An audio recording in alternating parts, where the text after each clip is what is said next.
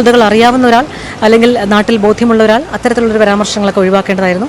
രാഹുൽ മാങ്കൂട്ടത്തിൽ എന്നുള്ള പേര് അനാവശ്യമായ തരത്തിലേക്ക് എൻ്റെ പേരിൽ കൂട്ടിക്കിട്ടുന്നത് ഒട്ടും അഭികാമ്യമല്ല. എന്തുകൊണ്ട് കോൺഗ്രസ് തിരഞ്ഞെടുത്തു? വേറെ ഓപ്ഷൻ ഉണ്ടായിരുന്നില്ല. CPI എന്ന് കുറേ പേര് ഇപ്പോൾ CPM വരുന്നു. BJP ഞാൻ പറയുന്നില്ല. CPM കുറേ ആളുകൾ ഇപ്പോൾ ഇപ്പോൾ തെരഞ്ഞെടുപ്പിനനുബന്ധിച്ച് വന്നു. എന്തുകൊണ്ട് CPM തിരഞ്ഞെടുത്തില്ല? CPIയിൽ നിന്ന് ഒരുപാട് പേർ ഈ സമയത്ത് ശ്രീ മിനകൽ കുമാറിൻ്റെയൊക്കെ നേതൃത്വത്തിൽ കോൺഗ്രസിലേക്ക് വന്നിട്ടുണ്ട്. CPIയിൽ നിന്ന് ഇപ്പോൾ വലിയൊരു പത്തനംതിട്ട ജില്ലയിൽ നിന്ന് തന്നെ വലിയൊരു വിഭാഗം കോൺഗ്രസിലേക്ക് വരുന്നുണ്ട്. അപ്പോൾ കോൺഗ്രസിലേക്ക് വന്നു എന്നുള്ളത് ഞാനെന്തോ ഒരു കുഴപ്പമുള്ള സ്ഥലത്തേക്കല്ല പോയത്. ഞാൻ ഇന്ത്യയുടെ ഏറ്റവും വലിയ ജനാധിപത്യ ബോധത്തോട്, അതിൻ്റെ ഭരണഘടനയോട്, അതിൻ്റെ ഭരണഘടനാ സൃഷ്ടാക്കളുടെ ഭാഗമായിട്ടുള്ള ഇന്ത്യൻ നാഷണൽ കോൺഗ്രസ് എന്നുള്ള ആശയം പോലും ഇന്ത്യ എന്നുള്ള ആശയത്തോടൊപ്പം ജനിച്ചതാണ്. അതിനെയൊന്നും നമ്മൾ കണ്ടില്ലെന്ന് അടിക്കാൻ പറ്റില്ല.